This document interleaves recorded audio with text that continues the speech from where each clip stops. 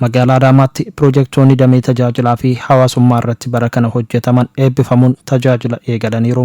Piroojeektoonni eebbifamanis manneen barnootaa, hospitaala sadarkaa jalqabaa, gamoo mana murtii olaanaa magaalattii, gamoo waajjira aanaa badhaatu akkasumas bakka bashannanaa dargaggootaa fi daa'immanii fa'a. Sadarkaa pireezidaantii itti aanaatti qindeessaan kilaastara misooma baadiyyaa Oromiyaa obbo Addisuu Araggaa naannichatti piroojeektoonni damee tajaajilaa fi hawaasummaa irratti hojjetaman faayidaa humna waloon raawwachuu kan ittiin mirkaneessanidha jedhaniiru. Humni guddaan misooma sochoosu humna walooti.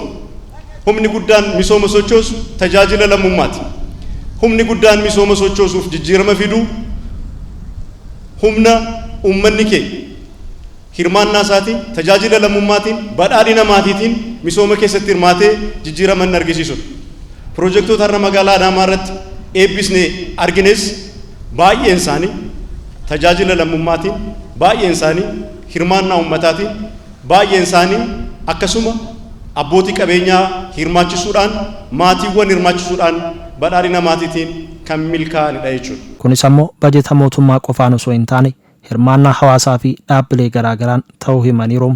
Bajeta mootummaa duwwaa kan eeggannu otoo hin taane abbootii qabeenyaa keenya hirmaachifnee, mariisifnee, amansiifnee piroojeektii rakkoo uummataa keenya hiikuu danda'u akka hojii manaatti itti kenninee tajaajila lammummaatiin manneen barnootaa xumuranii kan nu kennan hedduudha.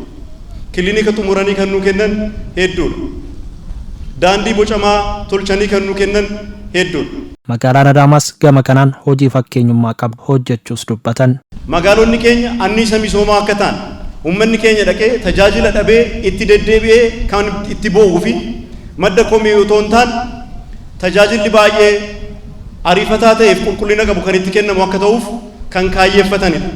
Adeemsa kanaanis akkuma kan magaalaa Adaamaa ilaalle magaalonni baay'een muuxannoo kana fudhatanii babal'isaatti kan isaan jiranii. Kantiibaan magaalaa Adaamaa obbo Haayiluu Jaldee gama isaaniin hojiileen tajaajila uummataa fi mootummaa si'eessan hedduun hojjetamanii hojiitti galuu dubbataniiru. Manneen barnootaa 13, mana barnoota bu'uura boruu 10 fi mana barnoota sadarkaa tokkoffaa 3, hospitaala sadarkaa jalqabaa 1, iddoo balfi gogaan itti gatamu karaa ammayyaa innisoo tajaajila kennuu danda'u 1, mana murtii olaanaa magaalichaa, waajjira aanaa badhaatu hirmaannaa ummataatiin ijaarame eebbifamanii ummataaf banaa ta'anii jiru. Wiirtuun kenna tajaajila gaaddisa odaa hundaa'es rakkoolee hedduu furuu akka fakkeenyaatti kaasaniiru.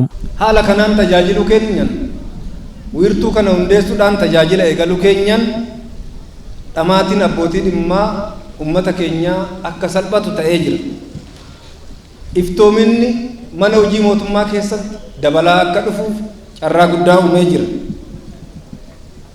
Hojjettoonni keenya haala mijataa keessatti tajaajila mootummaa akka kennuu danda'aniif mijeessee jira.